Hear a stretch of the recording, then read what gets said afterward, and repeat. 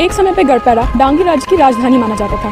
गढ़पैरा की प्राचीनता, उस समय ये एक गढ़ था, यहाँ 360 मौजें थी। बाद में इसे डांगी राजपूतों ने जीतकर अपनी राजधानी बना लिया। गढ़पैरा में अभी कुछ प्राचीन अवशेष बाकी है, जिनमें से एक है ये शीश महल, जो डांगी शासकों ने बनवाया था। इसका संबंध राजा जय सिंह से बताया जाता है।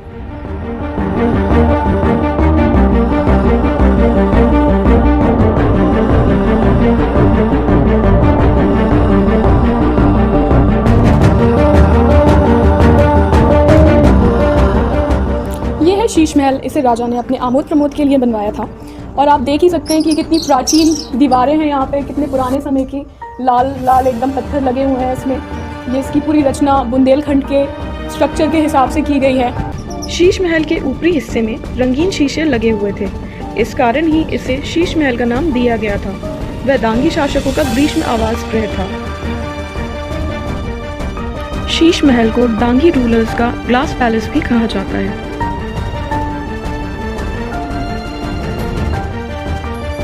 अब हम जहाँ खड़े हैं वो है गढ़पैरा की ऐसी जगह जहाँ से हमारी तीनों चीज़ें दिखती हैं। इस तरफ जहाँ से हम आए हैं ये है हनुमान मंदिर का रास्ता, पीछे आप देख रहे हैं शीश महल, और ये रास्ता जाता है अनगढ़ देवी की तरफ। सागर से सटे झांसी मार्ग पर स्थित गढ़पैरा के किले का इतिहास करीब 400 साल पुराना है।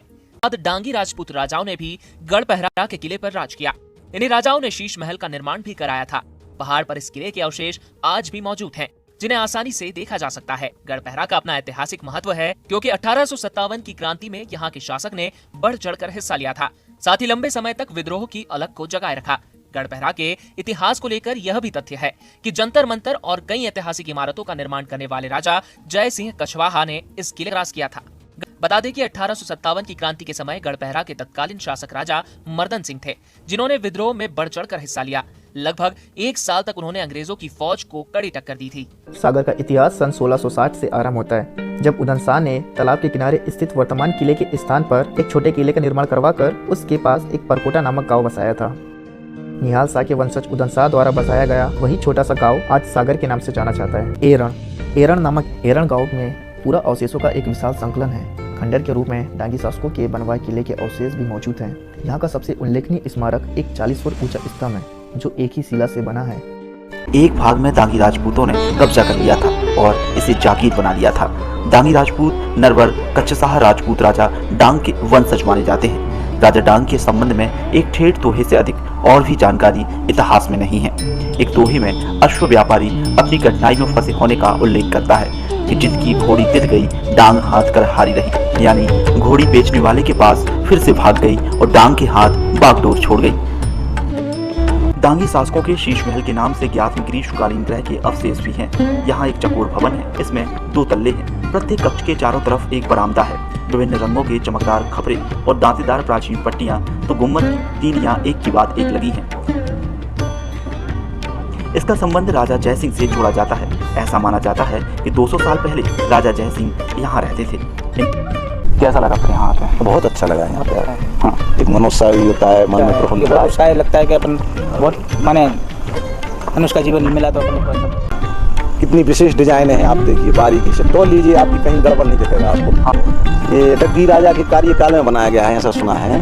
हाँ, और पृथ्वीराज चौहान के उस इतिहास से जुड़ा हुआ इनका कोई इतिहास है।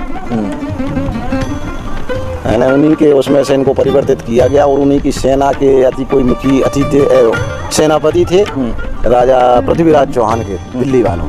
उसी में से इन्हें अलग या कोई भी ऐसा कारण होगा इन्हें अपना अलग से आके गढ़पैरा में इसको सम्मिलित किया। ऐसा इतिहास थोड़ा सुना है अपने तो। गढ़पैरा के शासकों में केवल 3 के नाम सामने आते हैं, पृथ्वीपत, महाराजकुमार और मानसिंह। पृथ्वीपत 1689 के लगभग जागीरदार के रूप में गढ़पैरा का शासक बना था। डांगी सरदार सन 1732 तक परकोटा में रहा। इस आगे उत्कीर्ण शिलालेखों से पता चलता है कि गढ़पैरा की जागीर सागर से 23 मील उत्तर पूर्व की ओर कुड़यालो गांव तक फैली थी और वलहरा के राजा को इस स्थान का जागीरदार नियुक्त कर दिया।